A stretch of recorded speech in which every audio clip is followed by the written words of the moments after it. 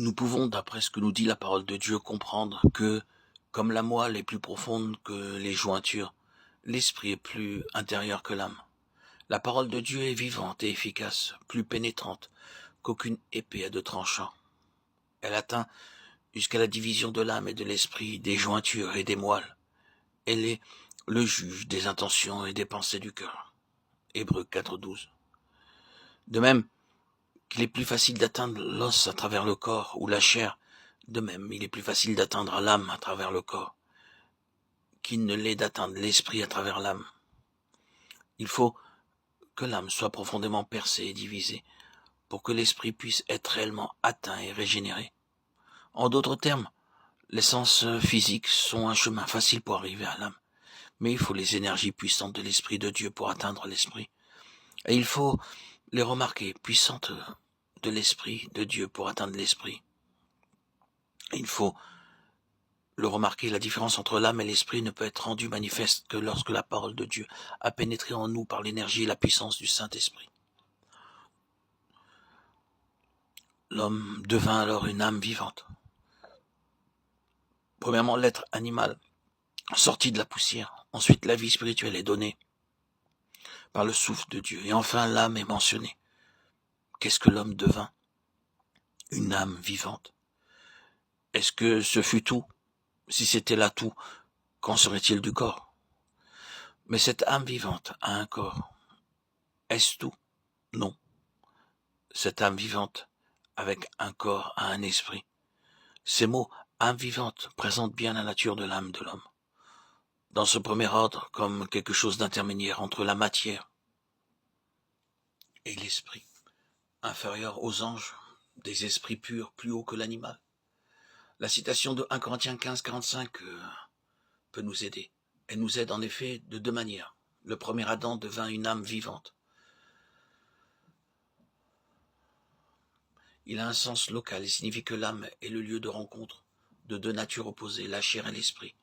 Les clauses que Paul ajoute à ces déclarations montrent clairement ou renforcent notre conclusion que dans le premier Adam, l'âme est le point terminal du corps et de l'esprit.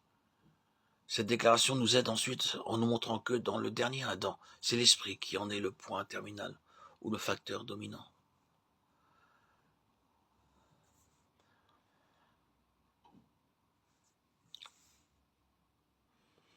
Il peut en être aussi le facteur dominant.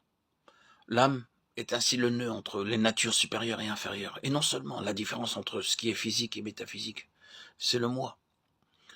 Rien de ce qui est dit dans ce livre ne doit faire penser que l'âme comme telle soit une chose mauvaise. C'est-à-dire qu'il est mauvais pour l'homme d'avoir une âme et que par conséquent elle doit être détruite. Ce que nous disons, c'est que l'âme de l'homme a été empoisonnée par un intérêt personnel qui l'a dirigée et qu'elle est ainsi devenue l'allié de puissances qui sont opposées à Dieu. Cela ne peut être connu ni imaginé possible avant qu'un réveil réel ne se soit produit dans l'esprit. Il est donc mauvais de vivre entièrement par notre âme ou d'être dominé par elle. Ceux qui sont vraiment spirituels découvriront que leur ennemi principal est dans leur propre âme, et Dieu trouve son ennemi principal dans l'âme de l'homme. Lorsque l'esprit est régénéré et que Christ demeure et règne en nous, en d'autres termes, lorsque nous sommes remplis de l'esprit, notre âme peut alors servir le Seigneur comme une servante de l'esprit, réellement utile, parce que gouvernée. Ainsi l'homme s'éveilla pour ainsi dire, oui, devint une âme vivante. Il arriva à la conscience dans trois domaines. Une conscience du monde, une conscience des sens, par son corps psychophysique, une conscience de lui-même dans son âme, et une conscience de Dieu par son quoi. L'homme arrive-t-il à la connaissance de Dieu en tant que personne, de personne vivante, par sa raison, ses sentiments et sa volonté? La parole de Dieu rejette cela. Et en ce qui concerne une union vivante avec Dieu, qui soit une expérience, l'histoire de l'homme le rejette aussi. Peux-tu, en sondant, découvrir ce qui est en Dieu? Job 11:7. La philosophie donne une réponse positive, et cela d'autant plus qu'elle est la chose la plus morte à l'égard de la foi. Et la philosophie est une activité intense de l'âme, essentiellement sous l'angle de la raison.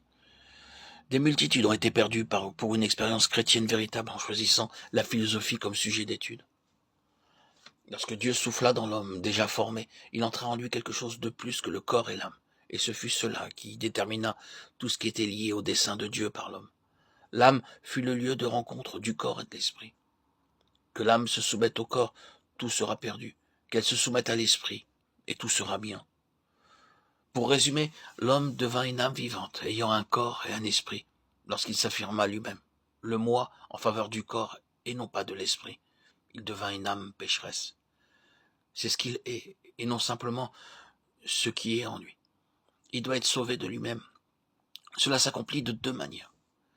La mort de Christ, dans sa nature représentative, est une chose puissante dans laquelle doit entrer l'homme naturel, de sorte que, par une crise et un chemin, la puissance de la mort de Christ soit accomplie et établie dans la conscience de son âme. Il devient conscient de ne plus oser vivre et se mouvoir sur la base de l'ego, de la vie du moi. D'un autre côté, la résurrection de Christ est aussi une force puissante dans l'esprit de l'homme. Et lorsqu'elle est introduite par le Saint-Esprit dans l'être intérieur de l'homme, il devient un homme spirituel opposé à un homme purement naturel. Désormais, sa position nous est décrite de la manière la plus parfaite par l'apôtre Paul dans ce passage de Galates 2:20. J'ai été crucifié avec Christ. Si je vis, ce n'est plus moi qui vis, c'est Christ qui vit en moi. Et cette vie que je vis encore dans ma chair, je la vis dans la foi au Fils de Dieu, qui m'a aimé et qui s'est livré lui-même pour moi. C'est ce que Christ avait en vue lorsqu'il a exprimé cette vérité, alors non encore développée. Quiconque ne porte pas sa croix et ne me suit pas ne peut être mon disciple. Luc 14:27.